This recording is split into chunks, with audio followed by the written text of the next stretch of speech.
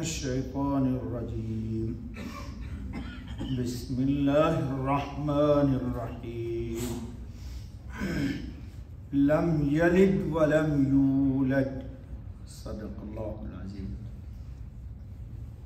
دوستو، یہ سورہ اخلاص کی آیت نمبر 3 تلاوت کی گئی۔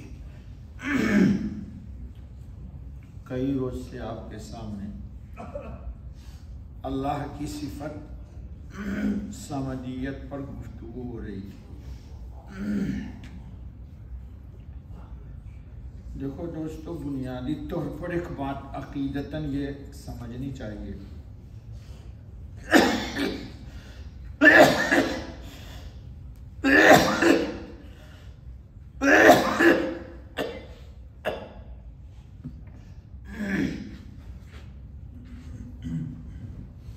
پہلے بھی بتایا تھا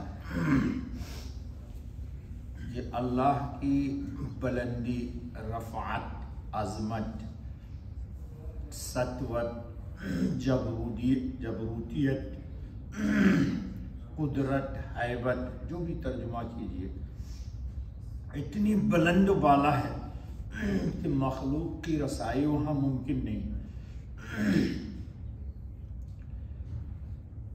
ہاں، اللہ کی صفات کے ذریعے اللہ کو پہچانا جا سکتا ہے، اور عارفین، اللہ والے، صفات کے ذریعے ہی اللہ کی ذات تک پہنچے ہیں۔ کل بھی بتایا تھا کہ اس ذات کا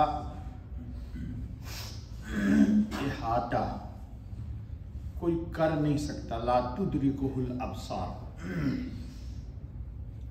قیامت میں بھی جو ہمیں اللہ کا دیدار ہوگا تو بے جہت ہوگا جی، کیونکہ وہ نور مطلق ہے۔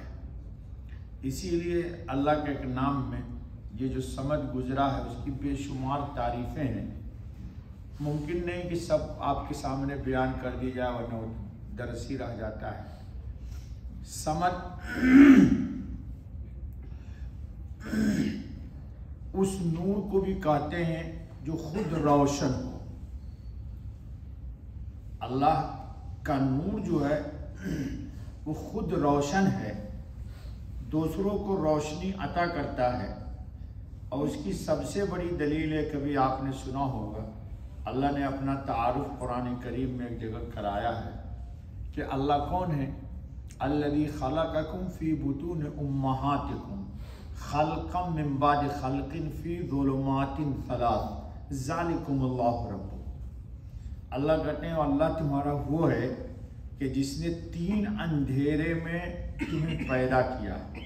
آپ اندھیرے میں کوئی ورک نہیں کر سکتے، دنیا اتنی ترقی کر گئی، پھر بھی یہ جو آج کل آپ لوگوں کو مشغول رکھے ہوا ہے، یہ بھی بغیر الیکٹرک کے چارج نہیں ہو سکتا جی، لیکن اللہ نے 3 اندھیرے میں ہمارے آنکھ بنائے، اور آنکھ میں اندھیرے کے اندر اتنی روشنی ڈال دی کہ موت تک ہم آنکھ سے دیکھتے۔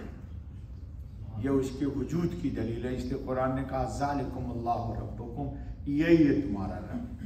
اچھا بھائی دوست، اب آگے چلو۔ تو اللہ پاک کی صفات میں کمال ہی کمال ہے، جہاں کہیں بھی کوئی عیب، نقائص یا نقص یا خامی یا کمی کا شبہ ہو، اللہ کی ذات اس سے ماورا ہے، اللہ کی ذات اس سے وہاں کوئی کمی نہیں ہے۔ اب آج کی آیت میں اللہ تعالیٰ نے کہا ہے کہ لم یلد، نہ کسی کو جنا، یعنی اس سے کوئی پیدا نہیں ہوا ہے۔ جیسے ماں سے بچے پیدا ہوتے نا جی، یا سبب باپ بنتا ہے، ایسا نہیں ہے۔ ولم یولد، اور نہ کسی سے جنا، یعنی نہ تو اللہ کو کسی نے پیدا کیا اور نہ اللہ کی ذات سے کوئی پیدا ہوا ہے۔ ہاں، کمال قدرت سے اس نے مخلوق کو بنایا ہے، جیسا کہ قرآن کریم نے عقیدہ عطا کیا ہمیں کہ اللہ خالق کل شیء، اللہ نے ہر چیز کو پیدا کیا، لیکن اس کی ذات سے کوئی نہیں نکل کے آیا ہے۔ ٹھیک ہے، کیوں؟ پیدا ہونا کسی سے یا پیدا کر دینا کسی سے، یہ دونوں عیب ہیں، یہ دونوں کیا ہے؟ عیب ہے۔ اور اللہ، بچپن میں ہم پڑھتے تھے اللہ پاک بے عیب ہے، اللہ پاک بے عیب ہے۔ اور اس میں اصل میں تردید بھی ہے ان بدعقیدہ لوگوں کو کی، یہود کی، نصارہ کی، مشرکین کی، کہ جو ایسا کچھ عقیدہ رکھتے ہیں، یعنی نہ کوئی اس کی اولاد، نہ وہ کسی کی اولاد۔ کل میں نے کہا تھا نہ وہ کسی کا باپ، نہ اس کا کوئی بیٹا۔ جی، اس میں ان لوگوں کا رد ہوا جو حضرت عیسیٰ علیہ السلام کو یا حضرت عزیر کو اللہ کا بیٹا کہتے ہیں۔ تو اس کی تردید ہو گئی کہ عیسیٰ بھی اللہ کے بیٹا نہیں ہے اور عزیر بھی اللہ کے بیٹا کیوں لوگ تمنا کرتے ہیں۔ زکریا علیہ السلام نے کہا کہ اللہ مجھے ایک پتر دے دیجئے۔ جی، ابراہیم علیہ السلام نے کہا کہ اے اللہ مجھے اولاد دے دیجئے، مجھے لاوارث نہ چھوڑیے۔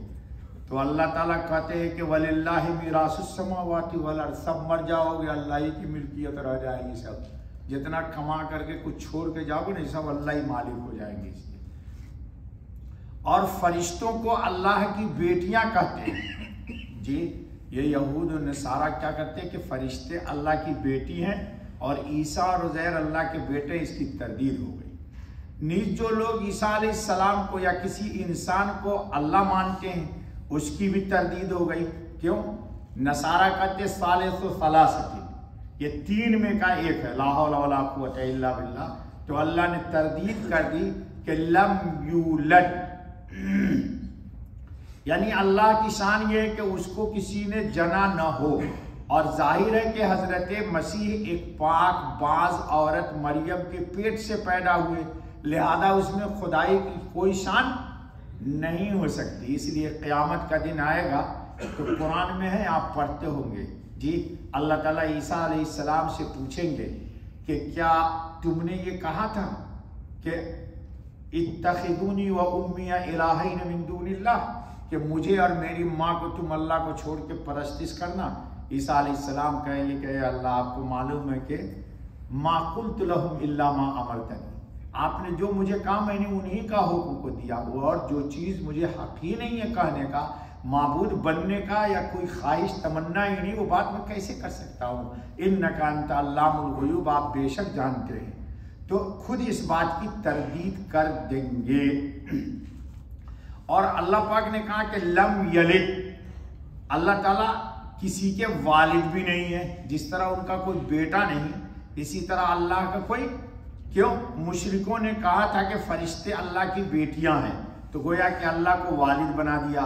یہود قائل تھے کہ عزیر کا باپ اللہ ہے، عیسائی کہتے تھے کہ مسیح اللہ کا بیٹا ہے۔ اللہ نے فرما دیا کہ کسی کا والد نہیں، کیونکہ اس کا کوئی ہم جنس نہیں۔ 2-4 روز میں نے کہا تھا کہ اللہ کا کوئی مقابل نہیں ہے، نہ اللہ کی کوئی ضد ہے، اور اللہ کا مقابلہ کس سے ہوگا؟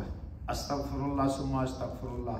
اللہ پاک کی صفات کائنات عالم میں کسی کے اندر ہے ہی نہیں، اس لیے اللہ نے دونوں کی تردید کر دی کہ لم یلد ولم یولد۔ جی، نہ اللہ کسی کا باپ، نہ کوئی اللہ کا بیٹا۔ کیوں؟ اللہ پاک کی ذات قدیم ہے، قدیم، ہمیشہ سے ہے، ہمیشہ تک رہے گا۔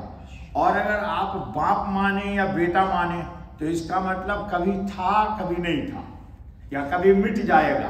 تو اللہ سے یہ دونوں شان کی نفی کرنا ہے قرآن کریم کو، اس لیے قرآن نے عقیدہ سولٹ ادا کر دیا۔